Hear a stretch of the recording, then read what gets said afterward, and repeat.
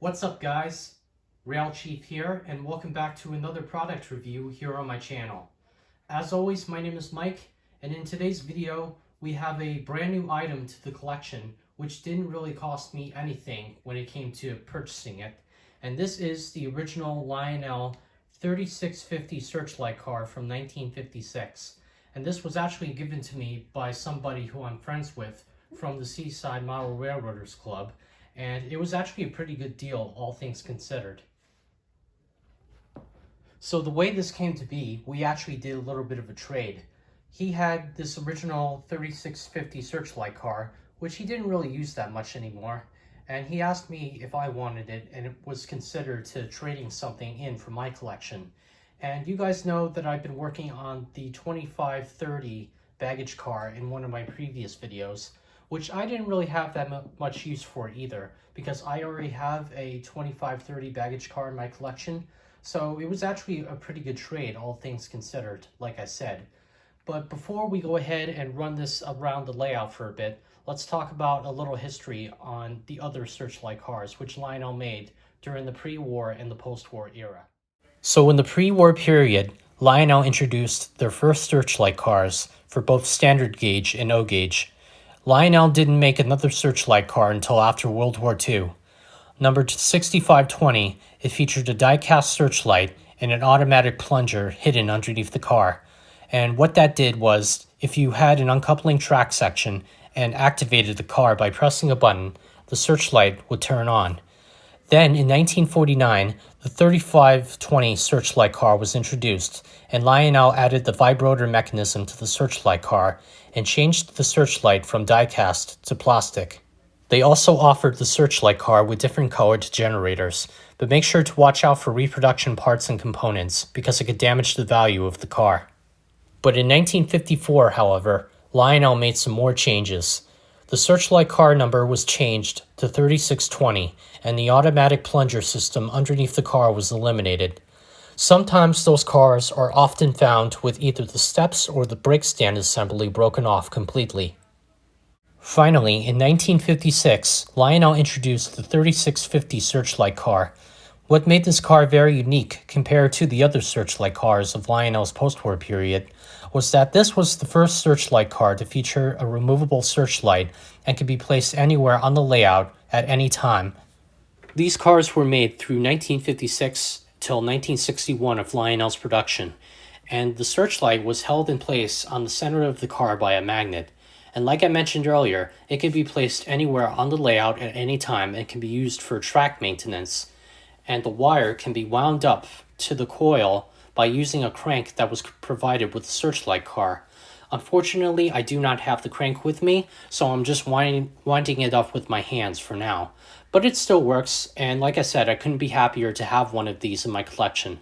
So let's go ahead and show you this car in operation. Alright, so to better explain to you guys of what I'm trying to demonstrate here, let's go ahead and apply power to the track, and we'll show you guys the Searchlight car in operation. Alright, so with the power turned on, let's go ahead and move the car back just a little bit.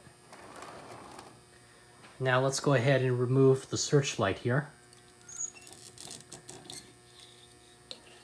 And now we can place it anywhere on the layout at any time and have a little bit more of a dramatic scene. But it makes the scene even more dramatic if we turn off the light here in the room. And so that way, if you had like some crew figures or a couple of guys working on the track during the night, you can have a really big dramatic scene and also have a lot of fun with it at the same time. Alright, so let's wind up the wire here. Let's wind it back up onto the car, and we'll reattach the searchlight to the car, just like that. So now that I showed the Searchlight car in operation, let's go ahead and run it with a consist. For my set here, I have an original Lionel 736 Berkshire from the late 50s. I also do have the 3424 Brakeman car, along with the Norfolk & Western 546446 covered hopper, and the variation of the 6672 Santa Fe reefer car, with the black lettering, along with the 6517 Lionel Lines caboose. So let's go ahead and run the set around the layout for a bit, and I'll show you guys the car in operation again.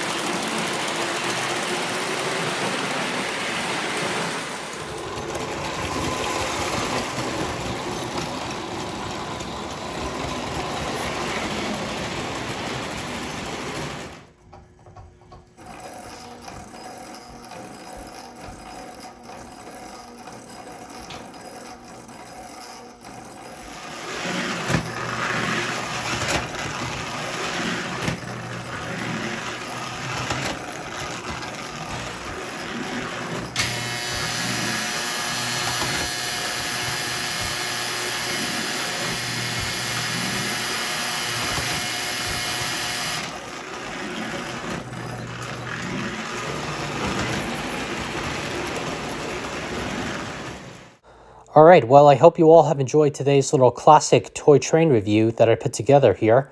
And once again, special thanks to one of my friends from the Seaside Model Railroaders Club for giving me the 3650 to review here today. But until next time, thank you all for tuning in. Don't forget to like, comment, and subscribe to my channel. And as always, don't forget to hit the notification bell down below for any other project that I upload. But until next time, thank you all for watching today's video, and I'll see you all in my next one. Thanks again, and take care.